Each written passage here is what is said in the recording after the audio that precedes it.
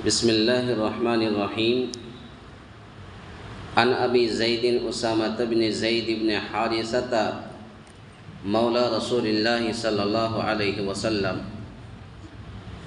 وحبه وابن حبه رضي الله عنهما أرسلت بنت النبي صلى الله عليه وسلم إن ابني قد احتضر فاستشهدنا، فأرسل يقرئ السلام ويقول إن لله ما أخذ وله ما أعطى وكل شيء عنده بأجل مسمى فلتصبر ولتحتسب.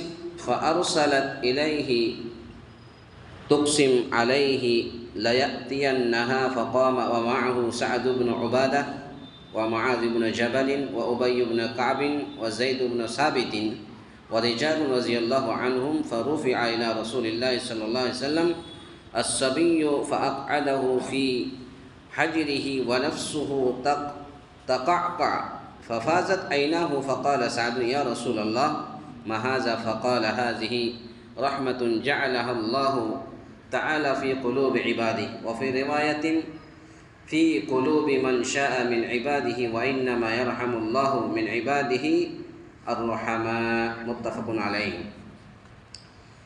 حضرت ابو زید اسامہ بن زید بن حارثہ رسول اللہ صلی اللہ علیہ وسلم کے آزاد کردہ غلام، آپ کے محبوب اور محبوب کے بیٹے رضی اللہ عنہما سے روایت ہے کہ نبی کریم صلی اللہ علیہ وسلم کی بیٹی نے آپ صلی اللہ علیہ وسلم کی طرف پیغام بھیجا کہ میرے بیٹے کا آخری وقت دم واپسی ہے، آپ تشریف لائے، یعنی مرنے کے قریب ہے، مرض الموت میں ہے. آپ نے پیغام بھیجا کہ وہ سلام کہتے ہیں اور فرماتے ہیں کہ جو اللہ تعالیٰ لے وہ بھی اسی کا ہے اور جو اللہ تعالیٰ دے وہ بھی اسی کا ہے. اس کے ہاں ہر چیز کا ایک وقت مقرر ہے، اس لیے انہیں چاہیے کہ صبر کریں اور اللہ سے ثواب کی امید رکھیں. صاحبزادی نے پھر پیغام بھیجا اور قسم دیتے ہوئے کہا کہ آپ ضرور تشریف لائیں. چنانچہ آپ صلی اللہ علیہ وسلم سعد بن عبادہ، معاذ بن جبل، ابی بن کعب، زید بن ثابت رضی اللہ عنہم اور کچھ اور آدمیوں کے ساتھ وہاں تشریف لے گئے. بچہ آپ کی خدمت میں پیش کیا گیا.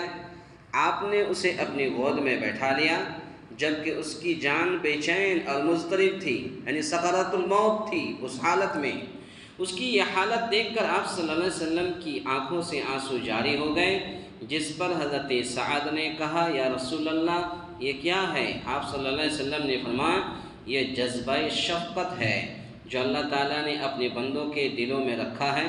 اور ایک روایت میں ہے کہ جن بندوں کے دلوں میں چاہا، اور اللہ تعالیٰ اپنے انہی بندوں پر رحم فرماتا ہے جو رحیم، شفقت و مہربانی کرنے والے ہوتے ہیں. اس حدیث کے اندر کئی پوائنٹ ہیں. نمبر 1، عند المرض، یعنی مرض الموت میں اگر کوئی ہو تو تمام، یا انتقال کر گیا ہو تو تمام رشتہ داروں کا حاضر ہونا ضروری نہیں ہے. اس لیے یہ بات اس لیے کہی گئی ہے تاکہ جنازے میں شرکت بطور کفایہ مستحب ہے.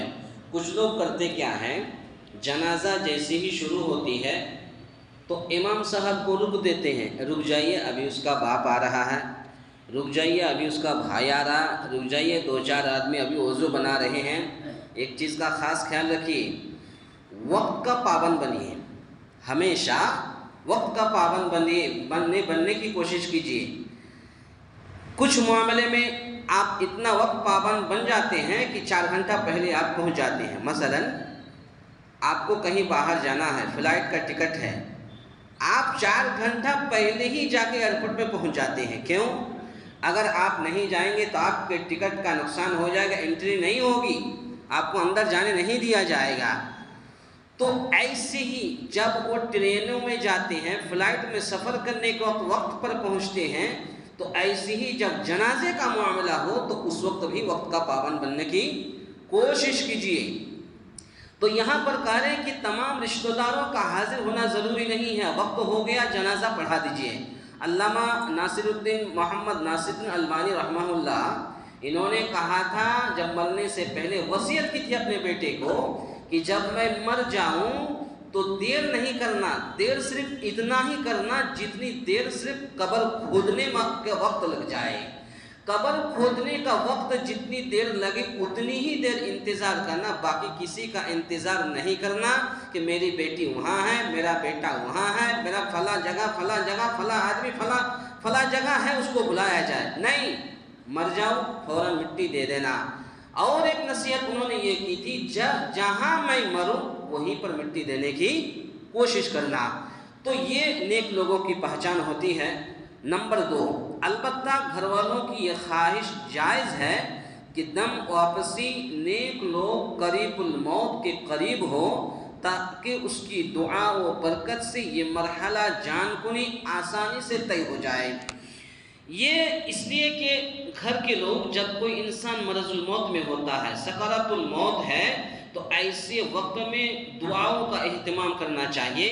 یا تو جو مرض الموت ہے اس کے کان میں دھیرے سے آہستہ سے آپ لا الہ الا اللہ محمد رسول اللہ کہنا چاہیے، ہو سکتا ہے کہ مرنے سے پہلے وہ کلمہ پڑھ کر کے انتقال ہو جائے۔ تیسری چیز جس پر اعتماد ہو اس کو قسم دلانا، اور قسم دلانے والے کا اس قسم کا پورا کرنا جائز ہے، اس سے باہمی اعتماد اور محبت میں اضافہ ہوتا ہے۔ یعنی قسم دلانا، کیسے قسم؟ مثال کے طور پر عمر بن عبدالعزیز مرنے کے قریب جب وہ اس کا موت سکرات الموت آ گیا تھا تو انہوں نے کہا کہ فلاں شخص کو بلاؤ، تو کہا کہ میں ان سے وعدہ کیا تھا اور قسم کھایا تھا کہ میں مرنے سے پہلے اپنی بیٹی کی شادی اس سے کروں گا۔ صحابہ کرام نے کہا کہ اس کا گھر تو بہت دور ہے، تو کہا کہ دور ہی صحیح بلاؤ، اس لیے کہ میں نے ان سے وعدہ کیا تھا، قسم کھائی تھی۔ اور پھر بلایا گیا اور پھر ان سے کہا کہ میرے مرنے کے بعد گھر والوں سے کہا کہ میری بیٹی کی شادی اس سے کر دینا۔ تو اگر کوئی قسم کھاتا ہے مرض الموت میں تو اس کی قسم کا کھانا اور اس کو قسم دلانا، اس کا پورا کرنا جائز ہے۔ چوتھی چیز، میت پر فطری رونا اور اہل میت کو صبر و احتساب کی تلقین کرنا جائز ہے۔ اگر کوئی انسان کسی کے مرنے پر، کسی رشتہ دار کے مرنے پر روتا ہے تو آپ اس کو تلقین کیجئے، صبر دلائیے کہ رونے سے کچھ فائدہ نہیں ہے، آپ دعا کیجئے تاکہ دعاؤں کے بدولت اللہ تعالیٰ اس کے مرنے کے بعد قبر کے اندر اس کے عذاب کو دور کر دے، اس کی قبر کو نور سے بھر دے۔ اس طریقے سے آپ ان کے گھر جا کر کے نصیحت کیجئے، ان کو نصیحت کر سکتے ہیں، تلقین کرنا جائز ہے۔ پانچویں چیز، آخری چیز، شفقت و محبت کا جذبہ اللہ کا انعام اور اس کی رحمت کے حصول کا ذریعہ ہے، اور اس سے محرومی شقاوت ہے۔ تو شفقت و محبت، ظاہر سی بات ہے کسی انسان کا کوئی رشتہ دار انتقال ہوتا ہے، دل روتا ہے، پہلے دل روتا ہے، اس کے بعد پھر انسان اپنی آنکھوں سے آنسو جاری ہوتا ہے۔ تو یہ دل سے شفقت اور محبت کا اظہار کرنا چیخنے چلانے سے نہیں، آنکھ سے آنسو گرانا اور اس کے لیے دعا کرنا، یہ بہت بڑا اللہ تعالیٰ کا ایک انعام ہے۔ یہ 5 چیزیں ہیں جو ہمیں اور آپ کو یاد رکھنی چاہیے۔ اللہ تعالیٰ سے دعا ہے یا الہ العالمین ہم تمام مسلمانوں کو کہنے سننے سے زیادہ نیک عمل کرنے کی توفیق عطا فرمائے، آمین۔ اقول قولی ھذا استغفر اللہ لی ولکم ولسائر المسلمین واستغفروہ انہ هو الغفور الرحیم۔